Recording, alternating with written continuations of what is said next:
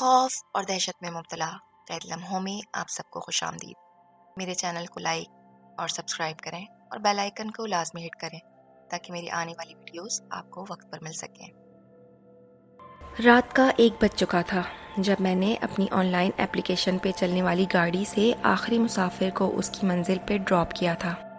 آج سارا دن ہی قسمت میرے اوپر مہربان رہی اور میں ایک کے بعد ایک ملنے والی سواری کو ڈراپ کرتا رہا۔ سارا دن مسلسل گاڑی چلاتے میں کافی تھک چکا تھا اور جس مسافر کو میں نے سب سے آخری میں ڈراپ کیا تھا بدقسمتی سے اس کی لوکیشن شہر سے دور ایک مضافاتی علاقے میں تھی، جہاں تک پہنچنے کے لیے کافی سنسان راستوں پر سفر کرنا پڑا۔ اوپر سے رات بھی کافی زیادہ ہو گئی تھی۔ میں نے اپنا موبائل آف کیا کیونکہ اب میں اور مزید کوئی مسافر لینا نہیں چاہتا تھا اور بس اپنے گھر جا کر آرام کرنا چاہتا تھا۔ سو یوں میں نے واپسی کے لیے گاڑی موڑ دی۔ تھکن کی وجہ سے میں کافی بیزاری محسوس کر رہا تھا۔ آسمان پر گھنے بادلوں کی وجہ سے چاند بھی کہیں نظر نہیں آ رہا تھا، سو آس پاس کافی اندھیرا تھا اور صرف گاڑی کی ہیڈ لائٹس سے نکلنے والی روشنی میں ہی راستہ نظر آ رہا تھا۔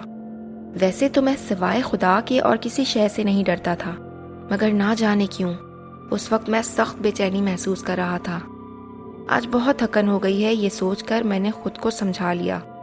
ابھی تھوڑی دیر ہی ہوئی تھی کہ میں نے محسوس کیا کہ سڑک کے کنارے کوئی ہاتھ کے اشارے سے گاڑی روک رہا ہے۔ آگے چل کر میں نے گاڑی روک دی۔ وہ ایک لڑکی تھی جو قریب آ کر مجھ سے کہنے لگی کہ کچھ فاصلے پر اس کی گاڑی خراب ہو گئی ہے اور اسے جلدی اپنی منزل پر پہنچنا ہے، اس لیے میں اسے معاوضہ لے کر اس کی منزل تک پہنچا دوں۔ اتنی رات میں ایک اکیلی لڑکی اس سنسان سڑک پر، کہیں اسے کوئی نقصان نہ پہنچے، بس یہی سوچ کر میں نے اس کو گاڑی میں بٹھانے کا ارادہ کر لیا۔ اور جو لوکیشن اس نے مجھے بتائی وہ میرے گھر کے راستے میں آتی تھی، سو میں نے مزید سوچ بچار کی زحمت نہ کی، اور چونکہ میں خود بھی بے حد تھکا ہوا تھا تو میں نے یہ تک نہ پوچھا کہ اس کی بند گاڑی کہاں کھڑی ہے اور یہ کہ اس کی گاڑی کا کیا ہوگا۔ بہرحال اسے پیچھے سیٹ پر بٹھا کر میں نے گاڑی سٹارٹ کر دی۔ میں نے عذرائے ہمدردی اس لڑکی سے کہا کہ محترمہ، شہر کے حالات ٹھیک نہیں ہیں، تو آپ اس طرح گھر سے اکیلے شہر سے اتنی دور رات میں سفر کرنے سے گریز کیا کریں۔ میری اس بات پر اس لڑکی نے کوئی جواب نہ دیا۔ مجھے لگا شاید وہ برا مان گئی، اس لیے جواب نہیں دیا، سو میں بھی خاموشی سے گاڑی ڈرائیو کرتا رہا۔ آگے راستہ کافی سنسان تھا اور سڑک کے دونوں اطراف چھوٹی بڑی جھاڑیاں اگی تھیں۔ اچانک میں نے محسوس کیا کہ گاڑی میں ٹھنڈک بڑھ گئی ہے۔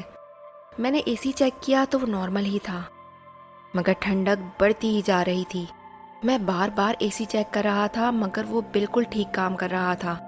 آخر تنگ آ کر میں نے پیچھے بیٹھی لڑکی سے کہا، محترمہ اگر آپ اجازت دیں تو میں اے سی آف کر کے گاڑی کے شیشے نیچے کر دوں۔ حیرت انگیز طور پر میری اس بات کا اس نے کوئی جواب نہ دیا۔ میں نے جھنجھلاتے ہوئے ایک بار پھر اپنا سوال دہرایا، جس کا جواب اس نے بس کہہ کر دیا۔ میں نے جھٹ اے سی آف کیا اور اپنی طرف کا شیشہ نیچے کر دیا۔ باہر کا موسم بالکل بھی ٹھنڈا نہ تھا۔ خیر ہم اپنی منزل کی طرف رواں دواں تھے۔ میں اپنی سوچوں میں گم گاڑی ڈرائیو کر رہا تھا کہ یکدم میں نے محسوس کیا کہ راستہ کٹ ہی نہیں رہا، یعنی کافی دیر سے میں اسی سنسان سڑک پر گاڑی دوڑا رہا تھا۔ ابھی میں مزید کچھ سوچتا کہ میری نظر سامنے سڑک پر اٹھی، جہاں سفید چادر لپیٹے کوئی بیٹھا تھا۔ قریب جا کر غور سے دیکھا تو وہ کوئی بابا جی تھے، جو میری طرف ہی گہری اور تنبیہی نظروں سے دیکھ رہے تھے۔ چلتی گاڑی سے انہیں دیکھ کر مجھے بڑی حیرت ہوئی کہ اتنی رات گئے یہ بابا جی کیوں یہاں بیٹھے ہیں۔ چاہتے ہوئے بھی میں گاڑی نہ روک سکا، نہ جانے کیا وجہ تھی کہ میرے پاؤں بریک پر نہ لگے، اور کافی آگے بڑھ جانے کے بعد بھی مجھے افسوس ہوتا رہا کہ وہ بزرگ کہیں مشکل میں نہ ہو۔ خیر ابھی 1.5-2 کلومیٹر آگے ہی بڑھے تھے کہ مجھے پھر احساس ہوا کہ سڑک پر کوئی بیٹھا ہے۔ اب کی بار گاڑی سے تقریباً سر نکالتے میں نے باہر جھانکا تو میری حیرت کی انتہا نہ رہی کہ وہی بابا جی سفید چادر اوڑھے بیٹھے تھے اور مجھے گھور رہے تھے۔ میں نے خوف سے ایک جھرجھری لی اور اس بار خود گاڑی روکنے کی کوشش نہ کی۔ میرے دماغ میں سنسناہٹ دوڑ گئی، خوف کی ایک لہر میں نے اپنے وجود میں محسوس کی۔ میں خود کو سنبھالنے کی کوشش کرنے لگا، مگر ایک بار پھر ہیڈ لائٹس کی روشنی میں مجھے دور سے ہی وہ بابا جی آگے سڑک کنارے بیٹھے نظر آئے اور اسی طرح وہ مجھے گھور رہے تھے۔ میں نے فوراً سے پیشتر اپنی گاڑی کے شیشے اوپر کیے اور دل میں سوچ لیا کہ میں اس بابا جی کی طرف دیکھوں گا بھی نہیں، مگر نہ چاہتے ہوئے بھی جب گاڑی ان کے سامنے سے گزری تو میری نظر اس بابا جی کی طرف اٹھ گئی۔ وہ اسی طرح تنبیہی نظروں سے مجھے دیکھ رہے تھے۔ اب کی بار میں شدید خوف محسوس کر رہا تھا، اور اسی خوف کے اثر کو زائل کرنے کی غرض سے میں نے پیچھے بیٹھی لڑکی کو مخاطب کرتے کہا، میڈم کیا آپ نے دیکھا کہ یہ بابا جی ہمیں بار بار نظر آ رہے ہیں؟ میری بات کے جواب میں لڑکی نے بڑے روکھے انداز میں کہا کہ باہر تو کوئی نہیں ہے، آپ کافی تھک چکے ہیں، اس لیے آپ کا دماغ آپ کے ساتھ کھیل رہا ہے۔ لڑکی کی بات پر میں سٹپٹا گیا کہ مجھے 3 بار وہ بابا نظر آیا اور یہ کہہ رہی ہے کہ باہر کوئی نہیں ہے۔ بہرحال میں خود کو سنبھالنے کی کوشش کرنے لگا، اور وہ بابا بھی دوبارہ نظر نہیں آیا جبکہ ہم شہر میں داخل ہو چکے تھے۔ گو کہ رات زیادہ ہونے کی صورت میں شہر کی سڑکیں بھی تقریباً خالی تھیں۔ کچھ ہی دیر میں پیچھے بیٹھی لڑکی نے مجھے ہاتھ سے اشارہ کرتے کہا کہ سامنے سڑک سے دائیں ہاتھ پر گاڑی موڑ لیں۔ میں جو شدید ذہنی دباؤ اور الجھن میں مبتلا تھا، بے دھیانی میں لڑکی کے بتائے راستے پر مڑ گیا، جہاں سے شہر کا سب سے بڑا قبرستان شروع ہوتا تھا۔ گاڑی قبرستان کی سڑک پر چل رہی تھی۔ گاڑی کے دونوں اطراف قبریں بنی تھیں۔ اچانک میں نے چونک کر دیکھا تو ہم قبرستان کے کافی اندر آ چکے تھے۔ میں نے گھبراتے ہوئے لڑکی سے پوچھا، میڈم جی یہاں اس قبرستان میں آپ نے کہاں جانا ہے؟ لڑکی نے مختصراً جواب دیا، تھوڑا اور آگے۔ اور تھوڑا آگے قبرستان کے بیچوں بیچ پہنچ کر اس نے پراسرار انداز میں کہا، بس یہاں گاڑی روک دیں۔ میں نے جلدی سے گاڑی روکی۔ لڑکی نے مجھے 1000 کا نوٹ دیا اور گاڑی سے اتر گئی۔ میں نے جلدی سے گاڑی موڑی اور تیزی سے قبرستان سے باہر نکلنے لگا۔ قبرستان میں گھپ اندھیرا اور ہو کا عالم تھا۔ میں نے گاڑی کے بیک مرر سے پیچھے کھڑی لڑکی کی طرف دیکھا جو اچانک میرے دیکھتے دیکھتے غائب ہو گئی۔ میں نے جھٹکے سے گاڑی روکی اور پیچھے دیکھا، مگر وہ وہاں نہیں تھی۔ میں ہکا بکا دیوانوں کی طرح پیچھے دیکھ رہا تھا، جہاں وہ میری نظروں کے سامنے سے غائب ہو گئی تھی۔ میرا دل اس شدت سے دھڑک رہا تھا جیسے سینہ توڑ کر باہر نکل آئے گا۔